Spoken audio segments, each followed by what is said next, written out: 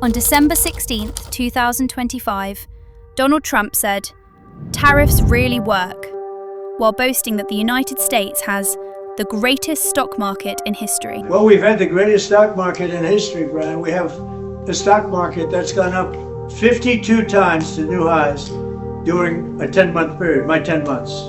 My first 10 months, we set a record. 52 days, we had the highest stock market in history, including a day ago. And I didn't look today. Maybe it's up today, I don't know. But we had 52 altogether, and there's never been anything like it. And the reason are the tariffs have brought vast amounts of wealth into our country. That countries that have taken our car companies, those car companies are all coming back. The AI is coming at levels that nobody's ever seen before. That's going to be a massive industry. Without the tariffs, we wouldn't have that.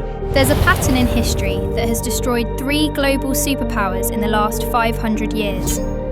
And right now, in 2025, the United States is following that exact same pattern, stage by stage, decision by decision. Almost like we're reading from the same script that led to catastrophe every single time before. In 1590, Spain was the richest empire on earth. They controlled half the world's gold and silver. Their military dominated Europe. Their currency was accepted everywhere. Within 80 years, they were bankrupt, a second-rate power that never recovered. In 1914, Britain ruled the largest empire in human history. The sun never set on British territory. The pound sterling was the global reserve currency. Within 40 years, the empire was gone. The currency collapsed. They became America's junior partner. In 1991, the Soviet Union was the other superpower. Nuclear weapons, global influence, satellites spanning the globe. It ceased to exist in 900 days. Not from war, from economic implosion. 3 times, 3 superpowers, 3 complete collapses, all following the exact same sequence. And here's what should terrify you. The United States has already completed 5 of the 7 stages. We're not approaching the pattern, we're deep inside it. This is the story of how empires die, why they always think they're different, and why the math says we're next. And it's happening faster than anyone wants to admit. Before we go through the pattern, you need to understand what imperial collapse actually looks like. Not in textbooks, in practice. What it means when a superpower dies. Imperial collapse doesn't start with invasion or military defeat. It starts with economic exhaustion. The empire extends beyond its ability to maintain itself. Military bases in 150 countries, wars on multiple fronts, promises it cannot keep, debts it cannot repay. At first, the decline is invisible. The currency still works. The military still wins battles. The government still makes promises. But beneath the surface, the foundation is cracking. Resources are misallocated. Productive capacity shrinks. The best and brightest leave. Then comes the acceleration. Allies start hedging. Enemies test boundaries. Trade partners seek alternatives. The reserve currency status erodes. And suddenly, the advantages that made you powerful become vulnerabilities. Your currency, once demanded by everyone, comes flooding back home. Your military spread across the world becomes unsustainable. Your promises, once guaranteed by strength, become empty words. That's not theoretical. That's what happened to Spain, Britain, and the Soviet Union. And it happened because they made exactly the same decisions we're making now. They believed their power was permanent. They overextended militarily. They debased their currency. And they refused to accept reality until collapse was already underway. Let's look at how it actually happened 3 times the exact same way. Let's start with the first global empire, Spain, 15th to 16th centuries. This is the original blueprint. Spain became the first true world power. They conquered the Aztec and Inca empires, seized control of the richest gold and silver mines ever discovered. By 1550, Spanish galleons were bringing home 200 tons of silver per year. By 1600, over 400 tons annually. Spain controlled the money supply of Europe. The Spanish real was the global reserve currency. Everyone wanted Spanish silver. And this is where the pattern begins with a country that controls the money of the world and believes that makes them invincible. King Philip II, ruling from 1556 to 1598, had more money than any monarch in history, and he spent it on empire. Stage 1. Military overextension. Spain fought wars everywhere simultaneously against the Ottoman Empire in the Mediterranean, against France and Italy, against Protestant rebels in the Netherlands, against England's navy, wars in the Philippines, wars in the Americas. By 1580, Spain had military commitments on 4 continents. The cost was staggering. Half of Spain's revenue went to the military, and still, it wasn't enough. Stage 2. Currency debasement. The Spanish crown couldn't pay its bills with taxes alone, so they did what every failing empire does. They debased the currency. They started mixing copper into silver coins. A coin that was supposed to be pure silver became 50% copper, then 75% copper. The face value stayed the same, but the real value plummeted. By 1600, Spanish silver coins contained barely any silver. Merchants stopped accepting them at face value. Inflation exploded. Stage 3. Debt spiral. Spain borrowed constantly from Italian bankers, from German bankers, from anyone who would lend. By 1557, less than 20 years into Philip's reign, Spain declared bankruptcy. They defaulted on their debts, restructured, and kept borrowing. They declared bankruptcy again in 1560, again in 1575, again in 1596. 4 bankruptcies in 40 years. Each time they promised reforms. Each time they went right back to borrowing and spending. Stage 4. Loss of productive capacity. Here's what people don't understand about Spain's collapse. They had all the gold and silver in the world, and it destroyed them. Because when you have unlimited money, you stop producing. Why grow food when you can import it? Why build ships when you can buy them? Why innovate when you can just spend? Spanish nobility considered work beneath them. Manufacturing declined, agriculture stagnated. All the wealth flowed to importing goods from other countries. The gold and silver that came from the Americas went straight back out to pay for French wine, Italian silk, Dutch goods. Spain became a conduit. Wealth flowed through them, but none of it stayed. By 1600, Spain was producing almost nothing. They were entirely dependent on imports, entirely dependent on silver to pay for everything.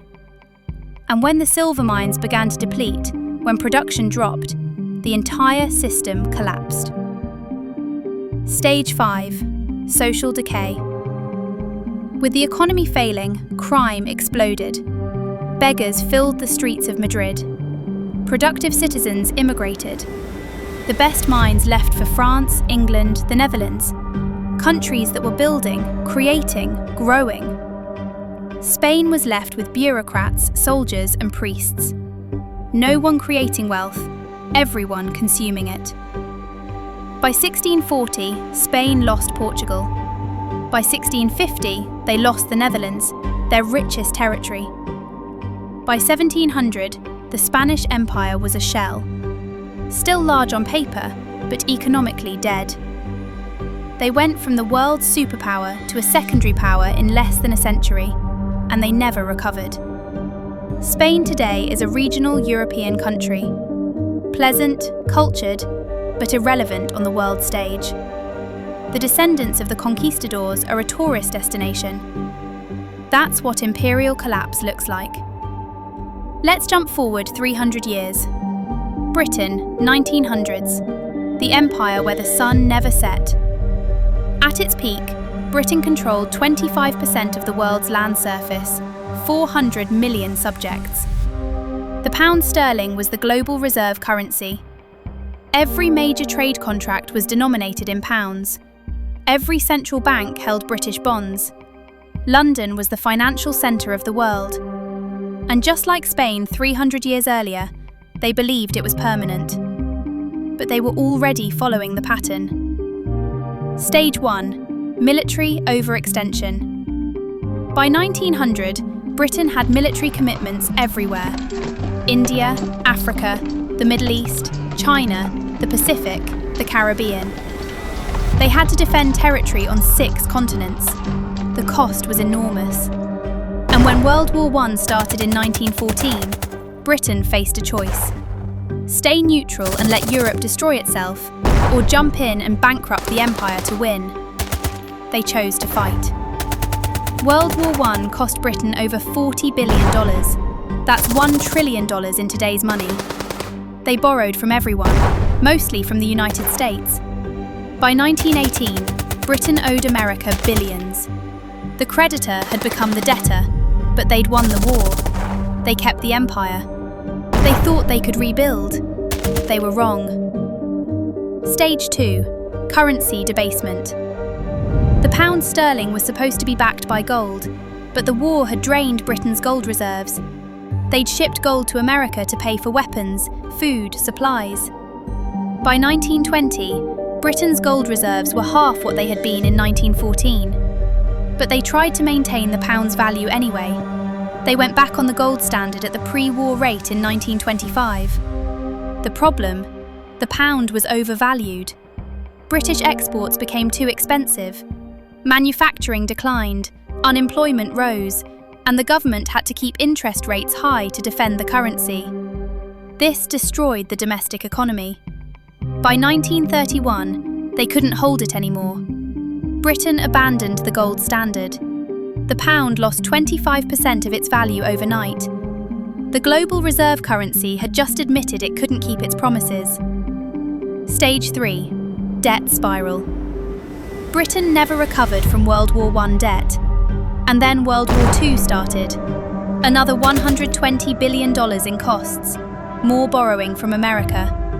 By 1945, Britain owed the United States and Canada over $30 billion more than Britain's entire GDP. The war was won, but the empire was finished. They couldn't defend it anymore, couldn't afford it, couldn't maintain it. Stage 4. Loss of empire. In 1947, Britain gave up India, the crown jewel and the source of wealth for 200 years gone. Over the next 20 years, they lost everything. Africa, Middle East, Southeast Asia, the Caribbean.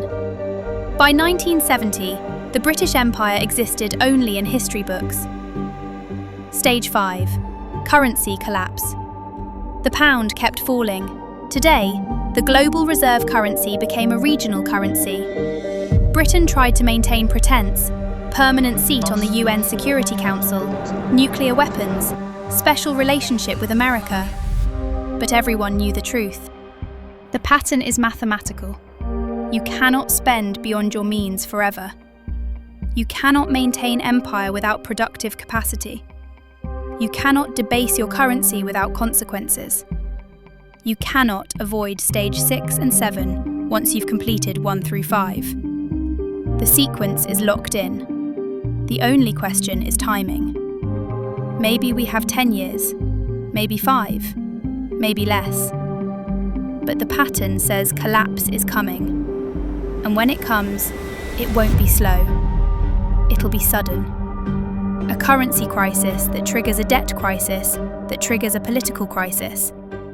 Overnight, the superpower becomes a cautionary tale. The reserve currency becomes a regional currency. The empire becomes a memory 3 times it happened before. The pattern says we're next. Since 2020, we've accelerated every stage. Printed more money, increased more debt, extended military commitments, hollowed out production, fractured society. We're not walking the path anymore. We're sprinting down it. And the end is visible if you know the pattern. Maybe we'll find a way out. Maybe America can do what Spain, Britain, and the Soviet Union couldn't. Maybe we'll reform, rebuild, restore. Maybe this time really is different. But the pattern says otherwise. The math says otherwise. And history, which has watched empires die the same way over and over, says we're about to learn the lesson the hard way. If this opened your eyes to where we actually are in the sequence, subscribe, because when we hit stage 6 and 7, you'll want to understand what happened and why. The answers aren't hiding in the future, they're written in the past. And I'll show you where to look.